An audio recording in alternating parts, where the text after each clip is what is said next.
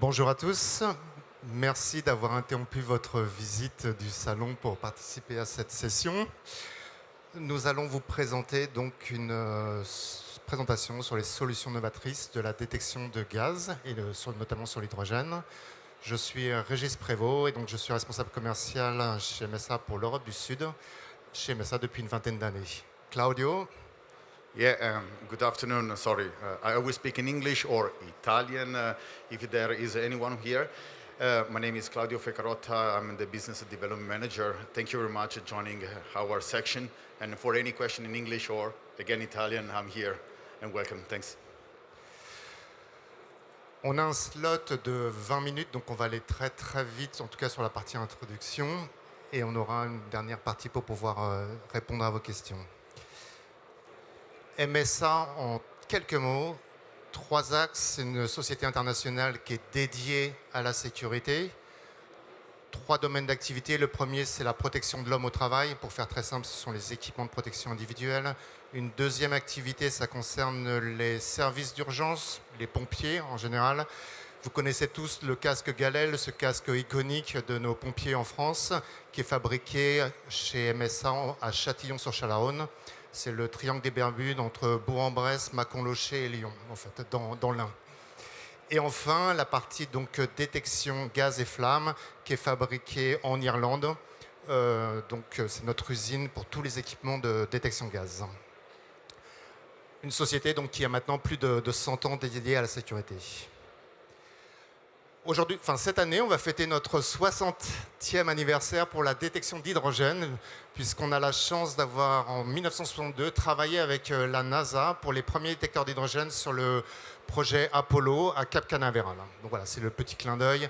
On a retrouvé les documents en papier à l'époque où il n'y avait pas AutoCAD, où il n'y avait pas toutes ces choses-là. Donc, parlons d'hydrogène et parlons des soucis, des problématiques que vous pouvez rencontrer lors de l'utilisation de l'hydrogène. La première problématique, c'est la proportion que l'hydrogène a à fuir. On dit toujours que c'est un gaz qui est fuyard. Donc, il va fuir de manière très rapide et il va tendance, en fait, avec ces petites molécules, à se diffuser un peu partout. Le deuxième point, c'est sa vocation à s'enflammer très rapidement et notamment avec un faible niveau d'énergie. Le troisième point, c'est effectivement que la flamme, elle est à la fois très chaude et à la fois elle est quasiment invisible. Donc ça crée des problèmes ou ça crée des risques pour les opérateurs parce qu'il arrive des fois au fait que l'opérateur ne voit pas la flamme. Et le dernier point, c'est aussi que c'est un gaz qui est incolore et inodore. Je vois qu'il y a beaucoup de gens qui prennent des photos. Si vous voulez, à la fin, on peut vous donner la présentation. Il y a il n'y a rien de confidentiel. Les risques que vous pouvez en trouver. Ici, on a présenté en fait l'arbre des conséquences en fonction de fuite de gaz. Le premier risque, il y a une fuite de gaz. Ce gaz crée un nuage qui rencontre une source d'énergie et tout de suite, on a un feu. Voilà, c'est le feu qui sort directement du pipe. Le deuxième point, c'est qu'on crée le nuage et si ce nuage rencontre une source d'énergie, soit vous pouvez avoir une explosion, soit vous pouvez avoir un flash. En fait. Donc ça, ce sont les risques liés à la création en fait, d'un nuage de gaz suite à une fuite de gaz. Vous, en tant que professionnel, comment vous devez répondre à cette question sur la partie risque de détection d'hydrogène? On s'est inspiré de la 61511 qui dit, voilà, j'ai mon unité, je vais faire une étude ASOP et quels sont les moyens qui sont proposés, ou en tout cas les procédures qui sont proposées afin de minimiser le risque. Le premier, c'est effectivement par tous les systèmes, les DCS de contrôle et de monitoring. Le deuxième, ça va être toutes les solutions qui vont pour prévenir le risque. Le troisième, ça va être la limitation des risques et c'est là que va s'inscrire nos systèmes de détection de gaz dans le cadre des systèmes instrumentés de sécurité. Enfin, si c'est trop tard, il y a les plans d'urgence, soit en local, soit les POI. C'est la dernière couche. Là, c'est quand c'est vraiment trop tard, en fait. Sur le petit diagramme à droite, donc, on voit que les fuites de gaz, c'est les différentes possibilités que vous avez en limitation d'un risque après une fuite d'hydrogène. Et donc, on vient s'inscrire dans la détection des fuites et des feux. En termes de normes, parce qu'il y a un grand nombre de normes qui existent pour l'hydrogène, on va prendre d'abord par la droite. La première, bien évidemment, c'est les directives ATEX. Enfin, c'est la directive ATEX, chapeau, sur lequel il y a tout un certain nombre de normes qui s'appliquent. Donc ça va concerner tous les modes de protection électrique par rapport aux équipements qui vont être installés dans les zones classées ATEX. Bien évidemment, si vous avez des éléments de sécurité automatique, vous devez répondre à des boucles SIL, et donc pour répondre à des niveaux de sécurité. Suivant la taille de votre site, suivant la capacité, le volume d'hydrogène stocké, vous êtes peut-être sous la directive Seveso 3. Donc là, vous avez affaire à la DREAL pour répondre aux exigences. Et puis, il y a tout un certain nombre de normes, de standards, de rapports techniques qui sont liés aux différentes applications auxquelles vous répondez, auxquelles vous travaillez. Il y en a une, par exemple, c'est la droite, la 19880, qui concerne les stations les fueling stations, les RHS. Si on reste dans la partie normative, mais on s'attache à la détection de gaz proprement dit, bien évidemment, tous les équipements doivent être CE. Tout ce que vous achetez en Europe, c'est CE. Mais pour être CE, on doit répondre à la directive ATEX. Là, ça concerne non pas uniquement les modes de protection électrique, mais ça concerne les performances métrologiques. Un détecteur de gaz inflammable, il doit être conforme à un certain nombre de normes, la 60-079-29-1, la 50, c'est la 50-271, qui va valider en fait que sa programmation, que sa manière de fonctionner est sûre. Et enfin, on va s'appuyer sur la norme 61508, encore sur les SIL, avec une norme spécifique, la 50402, pour avoir la certitude que si le détecteur voit du gaz, il va déclencher les actions de sécurité correctement. Donc, si vous achetez un détecteur de gaz, il doit répondre par défaut au moins à ces 3 normes qu'on a entourées en vert. Donc, comment on limite les risques liés à l'hydrogène ? On a fait un petit diagramme visuel. Pour nous, on vous propose 3 solutions. Il y a 3 étapes. C'est un peu comme dans la fusée de tout à l'heure, il y a 3 étages. La première, c'est les détections de fuite. Et on va proposer des solutions acoustiques où, entre guillemets, on va écouter la fuite de gaz. La deuxième solution, c'est là où on va détecter le nuage de gaz. Et donc, entre guillemets, on va le sentir. Même si tout à l'heure, j'ai dit que l'hydrogène était incolore et inodore, mais c'est pas grave. Et le troisième point, c'est la détection optique de flamme. Là, on va voir lorsque l'hydrogène s'est enflammé. Pour la détection ultrasonique, donc là, c'est une détection uniquement de gaz sous pression. Une détection où l'hydrogène a besoin d'être au moins entre 3 et 5 bars. Ce qui nous permet de détecter une fuite de gaz, quelle que soit sa direction, quel que soit l'environnement, quelle que soit la direction du vent, et quelles que soient donc les conditions environnementales. Un point clé sur la détection ultrasonique par rapport aux autres technologies, c'est qu'on vient positionner un détecteur ultrason et on est en capacité de garantir que sur un diamètre défini, on est sûr de détecter toutes les fuites de gaz à un certain taux de fuite, qu'on verra par la suite. La deuxième technologie, c'est la technologie catalytique. C'est une technologie qui est utilisée au moins depuis 60 ans. Pour faire simple, c'est une perle en platine sur laquelle on vient mettre un catalyseur. On fait la même chose sur l'autre perle. Vous voyez les 2 perles à droite. Et la deuxième perle est passivée. Lorsqu'il y a présence de gaz, la perle vient s'enflammer. Elle s'enflamme, elle s'échauffe. Elle s'échauffe, elle modifie sa résistance. Elle modifie sa résistance. Derrière, c'est un pont de Weston. Et on vient déséquilibrer le pont de Weston. Et la tension est proportionnelle à la concentration du gaz. Donc c'est relativement simple. C'est très connu, c'est utilisé par quasiment tous les fabricants en termes de détection de gaz. C'est la facilité d'être relativement peu coûteux, d'un cycle de vie intéressant. C'est aussi un autre point, si vous n'êtes pas uniquement centré sur l'hydrogène, vous pouvez détecter avec ce même capteur du méthane ou toutes les chaînes hydrocarbonées présentes, soit en vapeur de gaz, soit en gaz. Une autre technologie, ce sont les cellules électrochimiques.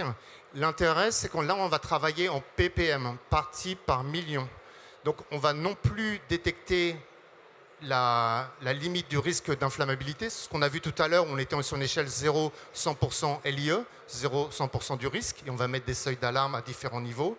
Là, on est sur 1000 ppm, et on va être en capacité d'avoir une détection prédictive, ou en tout cas très, très en amont. L'application typique, c'est vous avez un banc d'essai moteur, vous avez un banc sur lequel on va renouveler l'air de manière très fréquente. Le volume va être renouvelé par une extraction, par une ventilation. On va pouvoir détecter, enfin, si vous voulez, la fuite va créer un nuage. Ce nuage va être extrêmement dilué. Et via l'extraction, on va pouvoir détecter cette fuite. Donc on n'a pas besoin d'être précis en termes de location, enfin de location, c'est un mauvais anglais, en termes de positionnement géographique, mais on va détecter la fuite parce que l'extraction va concentrer en fait le flux d'air et donc la présence d'hydrogène. La dernière solution, qui est celle de ce que j'appelle un peu trop tard, c'est la détection de flamme, c'est-à-dire que si ça s'est enflammé, auquel cas on va proposer une technologie en UVIR, donc c'est la combinaison, c'est une porte E. J'ai besoin d'avoir un stimuli en ultraviolet, un stimuli en infrarouge, et lorsque les deux sont présents, le détecteur est en capacité de dire oui, c'est un feu. Donc là, on est sur une portée, par exemple, de 28 mètres pour une flamme de 15 cm d'hydrogène, donc cette flamme qu'on voit très peu, et donc ça va déclencher une alarme. Le point important sur ce capteur, c'est que toutes les 2 minutes, il vient s'auto-tester, il vient vérifier en fait qu'il fonctionne correctement, que l'optique n'est pas encrassée. Donc la détection ultrasonique, c'est celle en fait qui est novatrice. Un petit rappel théorique. Tout à l'heure, on a parlé de la détection catalytique.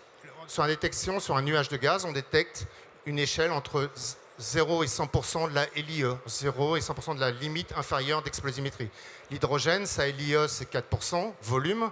Donc il faut 4% de volume pour que le nuage de gaz soit explosif. Et on va mettre des seuils. Alors, en général, on met entre minimum 10, 15-20 pour le premier et 40% LIE pour le deuxième. Donc ça, c'est en général ce que nos clients ont l'habitude. Sur la partie donc ultrasonique, on va détecter un niveau sonore en dB, exprimé en dB, mais qui va être relié en fait à un taux de fuite. C'est ce taux de fuite, le bruit, il est créé par l'accélération des molécules d'hydrogène qui sont sous pression et qui vont créer un bruit ultrason, et le détecteur ultrasonique va mesurer cette information. On utilise des fréquences donc ultrasons qui sont entre 20 et 80 Hz. Pourquoi l'ultrason? Parce qu'en fait, on est beaucoup moins parasité par tout l'environnement industriel. C'est-à-dire que un détecteur ultrasonique, vous pouvez le mettre à côté d'un compresseur qui fait 85 dB, sur lequel vous ne pouvez pas rentrer dans le bâtiment sans des équipements de protection individuelle pour protéger vos oreilles. Donc le bruit qu'on entend en dBA, il est énorme. Par contre, en dBU, il est beaucoup plus faible. Et notre instrument sera capable de discriminer ce fond sonore qui peut être en dBU. En général, c'est 15 dBU moins que ce qu'on entend en dBA, et la fuite de gaz qu'on cherche à détecter. Le petit diagramme que vous voyez ici, c'est pour vous... On positionne un détecteur à un endroit et on va éloigner le détecteur, vous voyez, entre 0 et 32 mètres. Et les courbes, elles sont différenciées par rapport au taux de fuite. La rouge, c'est 0,1 kg par seconde, la bleue 0,01 et la troisième 0,06. Ce qui vous permet de voir en fait que, effectivement, plus la fuite, le taux de fuite est faible, en fait, plus la réponse est faible également.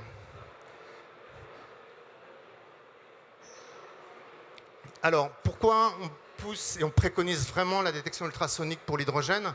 En fait, parce que l'hydrogène, c'est la technologie, enfin c'est le gaz qui marche le mieux avec cette technologie. Si vous voyez les différentes courbes sur le diagramme, donc l'hydrogène, c'est celle du haut, donc c'est celle qui répond le mieux.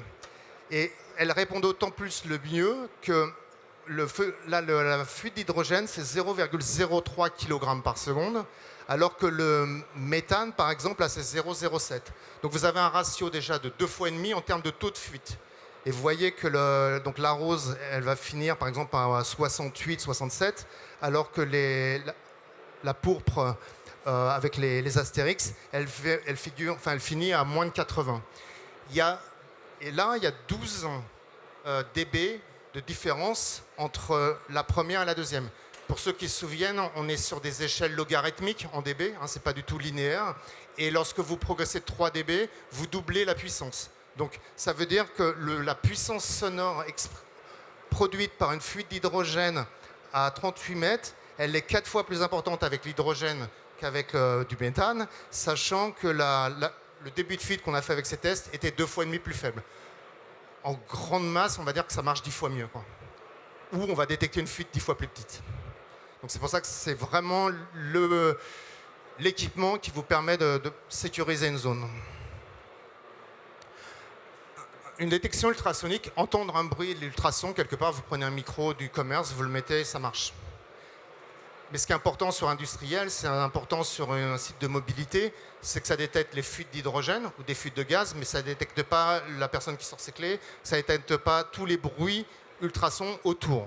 Et c'est pour ça qu'on a développé depuis 20 ans en fait, un algorithme, donc l'ANN, qui nous permet de définir la footprint, l'empreinte d'une fuite d'hydrogène, enfin d'une fuite de gaz, et de dissocier ça par rapport au bruit ambiant. Comment ça marche en fait, si vous vous souvenez, par exemple sur les algorithmes que vous avez pour reconnaissance faciale, on reconnaît une personne par c'est 2-3 différences entre les yeux, le nez, et on est capable de le faire. C'est ce que vous faites aussi avec Google, quand on vous demande de valider les mots de passe et on vous demande de reconnaître combien il y a de feux tricolores, combien il y a de voitures, et après on entraîne en fait l'ANN pour qu'il soit capable de reconnaître. Là, c'est ce qu'on a fait sur un très grand nombre de sites, et à partir de la 3e génération, donc c'est celle qu'on a aujourd'hui, on est capable de dire oui, ça c'est une fuite de gaz, tout type de gaz, ou non, c'est un background fourni par un autre équipement, et donc de discriminer. Et pour une fuite de 0,01 kg par seconde d'hydrogène, on va implanter un détecteur et créer un cercle de 28 mètres autour, et on est sûr de détecter toutes ces fuites de gaz. Donc une fuite de 0,01 kg par seconde et un rayon de 28 mètres autour de cet équipement. Quelle est la différence aussi très notable entre un détecteur de gaz et un détecteur ultrasonique? Quand vous avez une fuite de gaz, avant qu'un détecteur de gaz classique détecte, ça prend combien de temps? En fait, personne ne sait vraiment, parce qu'il faut que le détecteur de gaz soit dans le nuage de gaz. Ça peut être très rapide, ou ça peut ne jamais arriver si le vent est contraire, donc ça prend un certain temps. En revanche, et donc c'est ce que vous voyez là, en gris là en fait, alors qu'un détecteur ultrasonique, lui, c'est immédiat. Donc on sait, dès qu'il y a la fuite, il entend la fuite. Alors après, on peut mettre des petits tempos de 1, 2, 3 secondes, mais on est sûr immédiatement de détecter la fuite de gaz. Pour aller plus loin, là, on a fait des petits exemples pour essayer d'illustrer. Là, vous avez un système qui est sous pression et on a mis 4 capteurs de gaz. Ils sont actuellement à 0, tout va bien. Il y a une fuite de gaz, alors c'est un nuage, là on ne le voit pas très bien, puis on m'a dit qu'il ne fallait pas que je me déplace. Donc, et là, vous avez donc une valeur à 67% LUE, ça veut dire qu'on est en alarme 2, et donc le détecteur de gaz est en alarme. On crée plus de vent. Donc là, le vent va pousser le nuage sur la gauche. Et donc, vous voyez, là, on est en alarme, plus qu'en alarme 1, il y a une dilution et on est à 36%. S'il y a vraiment beaucoup de vent, le nuage, en fait, est beaucoup plus fort. Et du coup, il n'y a plus aucun détecteur de gaz qui est en alarme. On est à 11 et 4. Ça, c'est un outil qu'on utilise, en fait, de simulation pour les fuites de gaz. En revanche, avec un détecteur ultrasonique, dans un rayon de 28 mètres, on est sûr de détecter cette fuite. Donc, en conclusion, on a plusieurs couches, plusieurs technologies. Celle qui nous permet de détecter toutes les fuites de gaz en extérieur ou alors très rapide en intérieur, c'est la détection ultrason. Dès lors que vous avez un confinement en espace confiné, vous avez la détection catalytique. Et si vous voulez sur des extractions ou là où il y a une dilution importante, on peut être sur une cellule électrochimique sur une échelle 1000 ppm. On a développé en fait un certain nombre de fiches applicatives. Alors sur la droite, c'est surtout en anglais, vous pouvez les télécharger sur notre site internet, on peut vous les transmettre. C'est toutes des études théoriques ou des études d'implantation sur les fuites d'hydrogène, sur des fuites de méthane, sur un certain nombre de gaz. Et puis on a quelques fiches d'application par rapport à celles qu'on a rencontrées le plus souvent, où on n'a pas eu de clause d'exclusivité, qu'on a pu communiquer à l'extérieur sans avoir de confidentialité. Voilà. Donc là, notamment, c'est une fiche typique sur une station de remplissage pour la mobilité. Voilà, stop, on arrive juste au temps. Si vous avez des questions, n'hésitez pas donc sur h2@msasafety.com. C'est une adresse email dédiée pour répondre à vos questions et détecter à la vitesse du son. Merci à vous. On doit le libérer ou... Ok. Maybe 5 minutes. Any question, English, Italian? Or at least we are at the G36 stand, we can... Oui.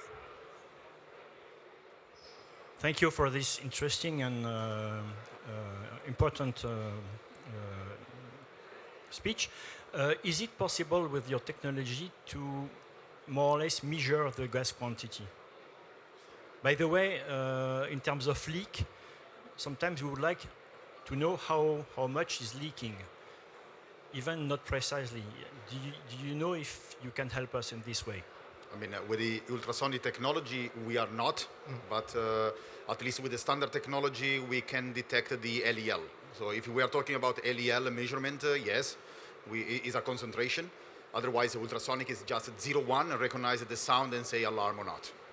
You were referring to ultrasonic or general? In general, so catalytic, we can define the concentration in LEL of the cloud, gas cloud. That's what we can do. And on ultrasonic, no, it's not the case. If we wanted to complete, we have also 1000 ppm resolution, which is a very specific for hydrogen selective. Any other question there? Okay, they cut us. Merci beaucoup. Et on est à votre disposition, donc au stand de G36, on peut discuter. Oui, oui. Bonsoir. Merci à tous.